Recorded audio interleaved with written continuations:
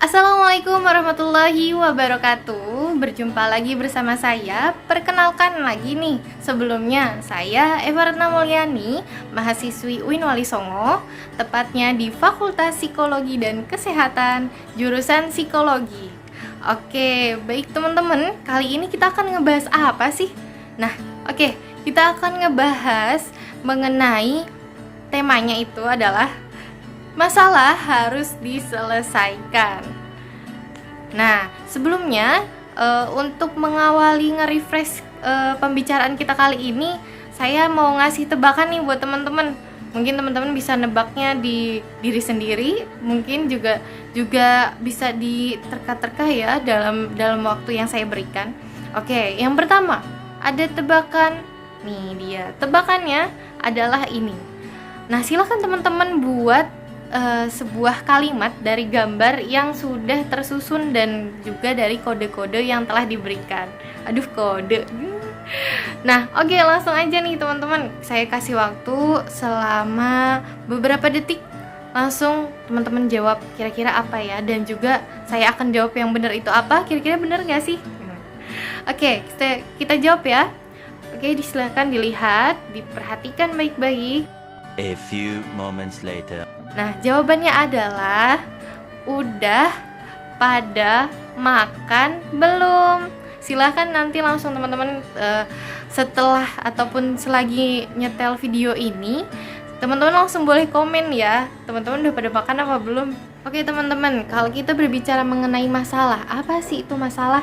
Nah, masalah kita bisa definisikan sebagai sesuatu hal yang muncul dari apapun yang kita lakukan, semisal dari kegiatan keseharian kita ataupun dari orang-orang sekitar kita, baik dari hubungan sosial ataupun hubungan keluarga. Dan juga masalah ini sesuatu yang timbul tidak diduga-duga, ada juga yang bisa dicegah, ada juga yang tidak bisa dicegah. Dan juga masalah itu sifatnya atau konotasinya ke arah negatif, karena sifatnya kita merasakan karena bisa dikatakan masalah ini karena kita merasa terganggu. Nah, kira-kira teman-teman di sini apa aja sih yang pernah kalian alamin untuk hal-hal yang berbau masalah? Nah, yang pertama, dari kajian yang saya teliti tentunya itu seringkali teman-teman di sini adalah biasanya meruang lingkupi masalah yang dialami dan seringkali melupakannya ataupun membiarkannya itu di dalam hal-hal yang pertama ada percintaan, kedua pertemanan, ketiga urusan kuliah atau kerja, terus yang keempat ada urusan keluarga. Nah, seringkali kita mengabaikan ini semua. Mengabaikan gimana sih maksudnya? Nah, gini. Jadi, banyak hal yang kita hadapin untuk masalah yang sering kali kita biarkan. Contohnya dalam pertemanan. Justru lebih banyak lagi kan teman-teman yang semisal kita tidak suka dengan teman yang berkarakternya semisal suka membicarakan apa yang kita curhatin ke dia gitu. Tapi kita diem aja nih. Nah, itu juga termasuknya salah satunya teman-teman yang seringkali memendam ataupun dalam bahasa psikologi ada namanya merepress masalah yang ada, entah dari pertemanan, entah teman-teman gak suka kepada teman-teman yang terlalu tidak bisa menjaga rahasia atau segala macam, tapi teman-teman nggak mau speak up, nggak mau menunjukkan bahwa teman-teman nggak suka loh, teman-teman maunya diginiin gitu. Yang diminta teman-teman tuh ada privasi yang ketika teman-teman cerita dia bisa menjaganya atau gimana. Nah, ini perlu dibicarain. Kunci komunikasi ada di sini.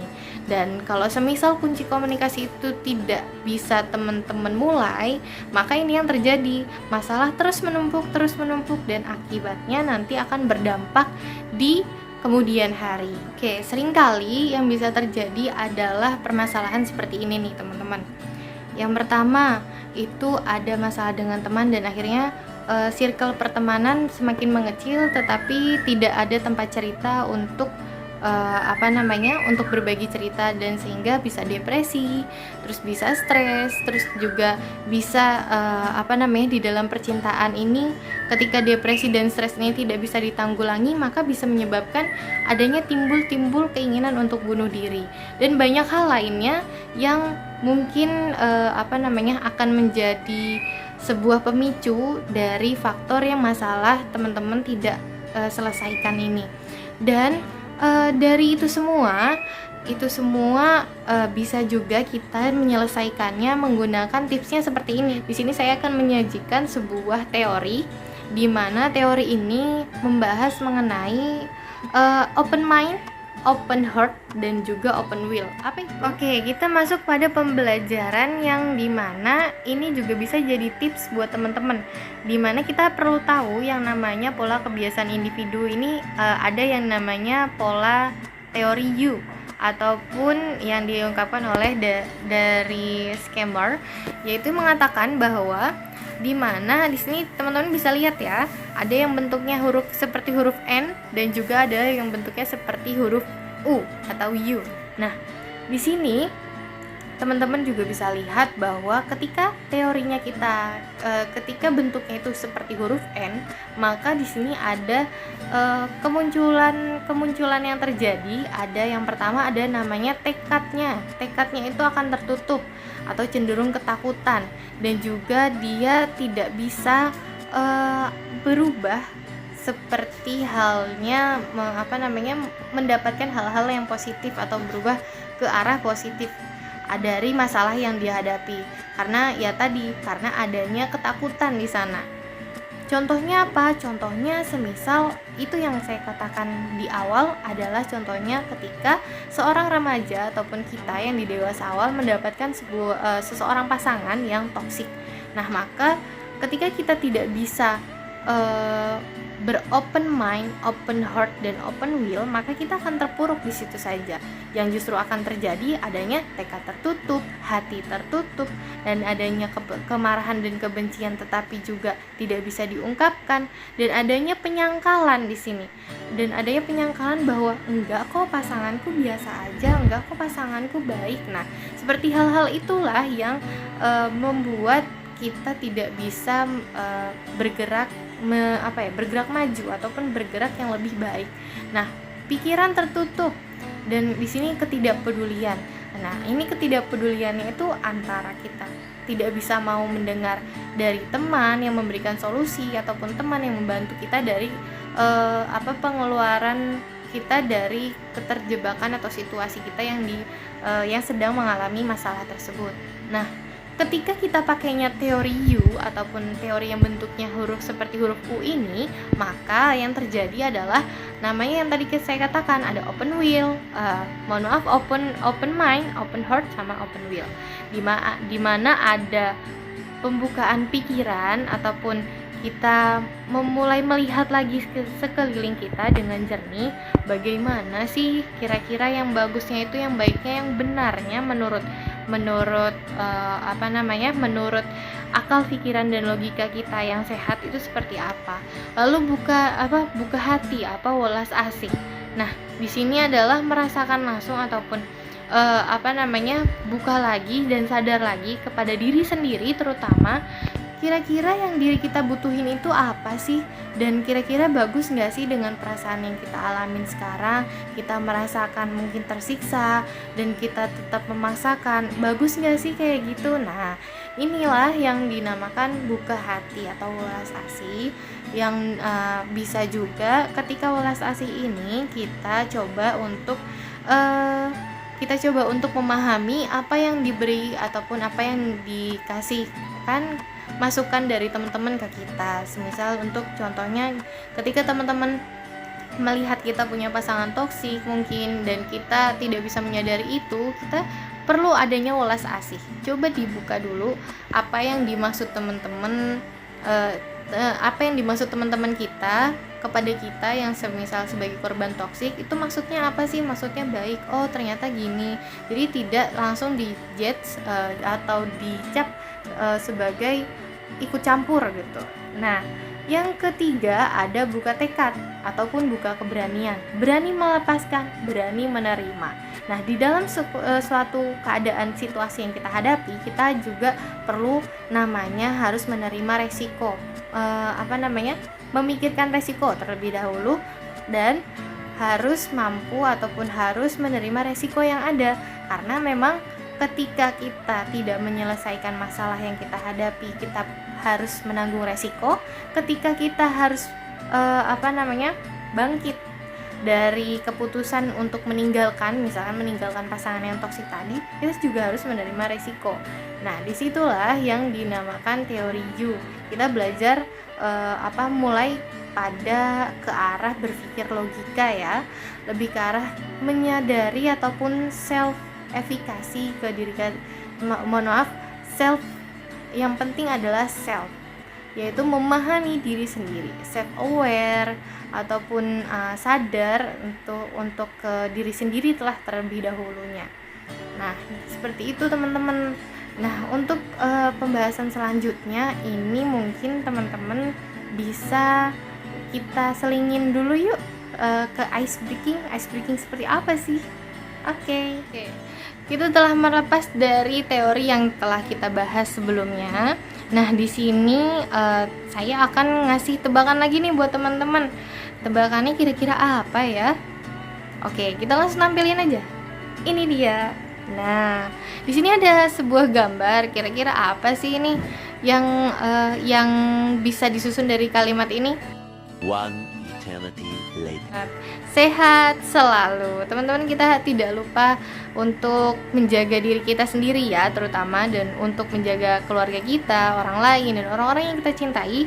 Kita perlu adanya namanya sehat selalu. Sehat selalunya itu dalam segi apa sih? Bukan hanya fisik ya, tapi psikologis juga perlu. Contohnya ini, kita perlu untuk merefleksikan diri kita, melepaskan masalah yang ada di diri kita, dan juga setelah melepaskan tidak lupa untuk menyelesaikan. Tentunya gambar kedua, ini dia. Apa ini? Ini adalah jawabannya pasti teman-teman pada tahu ya. Aku sayang kamu. Nah, teman-teman jangan merasa sendiri ya. Teman-teman jangan merasa sendiri kalau semisal teman-teman punya masalah. Kita semua punya masalah, semua orang punya masalah. Tapi kita perlu tahu bahwa ada orang-orang di sekeliling kita yang tanpa sadar, ketika kita merasa tidak ada orang yang menyayangi kita atau tidak ada orang yang peduli, ternyata di balik itu semua itu hanya sebuah pikiran. Ternyata ada yang menyayangi, ada yang yang mau membantu teman-teman. Tapi kuncinya adalah tadi, open mind, buka pikiran dan buka hati, open heart. Nah, disitulah kita bisa menemukan sosok teman-teman ataupun orang-orang yang rela untuk membantu kita dalam menyelesaikan masalah. Oke, kita masuk kepada Unity of Science untuk pembahasan kali ini mengenai masalah itu harus diselesaikan. Nah, Unity of Science kali ini adalah saya kutip dari surat Al-Fajr. Itu dari ayat 27 sampai ayat 30 yang bunyinya seperti ini. Bismillahirrahmanirrahim. Ya ayyuhan nafsu mutmainnah irji'i ila rabbi radiyatan mardiyah fadkhuli ibadi wadkhuli jannati. Yang artinya adalah kurang lebih seperti ini. Wahai jiwa-jiwa yang tenang. Jiwa-jiwa yang tenang ini seperti apa? Jiwa-jiwa yang terlepas dari masalahnya mereka, urusan duniawi mereka. Nah, urusan duniawi mereka ini perlu diserahkan ataupun perlu dipasrahkan kepada Sang Maha Pencipta. Dan bagaimanapun kita sebagai manusia diciptakan di dunia tak kecuali yang paling utama adalah untuk beribadah kepada Allah. Nah, itu pun yang menjadi patokan kita, bahwa setiap ujian yang diberikan pasti ada penyelesaiannya. Jadi kita tidak perlu harus risau, harus takut, depresi, ataupun sampai merasa resah hatinya, karena karena Allah dalam firman ini memanggil bagi siapapun yang jiwanya tenang ataupun jiwanya yang merasa bahwa semuanya itu telah ada yang memberikan petunjuk ataupun ada yang memberikan solusi, yaitu Allah. Dan juga di sini yang ayat kedua adalah irji'i ila rabbi radiyatan mardiyah. Itu yang mengatakan bahwa kembalilah kepada Tuhanmu, kembalilah kepada Tuhanmu yang menciptakanmu, yang mendidikmu, yang memberikan segala sesuatunya kepadamu. Dan juga ini artinya mengartikan bahwa kita kembali kepada Allah, meminta sebuah pertolongan kepada Allah. Dan juga di sini fadkhuli ibadi, yaitu berkumpullah kamu bersama orang-orang yang soleh, orang-orang yang benar. Nah, orang yang benar seperti apa? Dalam tafsiran ini yang dimaksud adalah seperti para nabi, para rasul. Dan apakah kita bisa mencontohnya atau bisa mencari sosok yang bisa kita ikuti? Bisa. Siapa? Yaitu para aulia, anbiya, para pewarisnya Rasulullah, para pewarisnya para nabi itu adalah para ulama, para warasatul anbiya. Nah, ini kita bisa ikuti, bisa dari hadir majelis ilmu, dari kajian-kajian setiap apa yang diberikan, yang bisa menenangkan hati kita untuk bisa terselesaikan masalah-masalah yang kita hadapi. Dan yang terakhir, wadkhuli jannati, dan maka bersama mereka masuklah kalian ke dalam surgaku, kata Allah. Seperti itu. Baik, sekian dari saya. Kurang lebihnya mohon maaf apabila ada salah kata ataupun dalam pengucapannya masih kurang jelas di teman-teman. Mungkin saya butuh saran dan masukannya, teman-teman bisa memberikan kritik di kolom komentar di bawah ini. Oke, terima kasih. Semoga bermanfaat. Kurang lebihnya mohon maaf. Wassalamualaikum warahmatullahi wabarakatuh.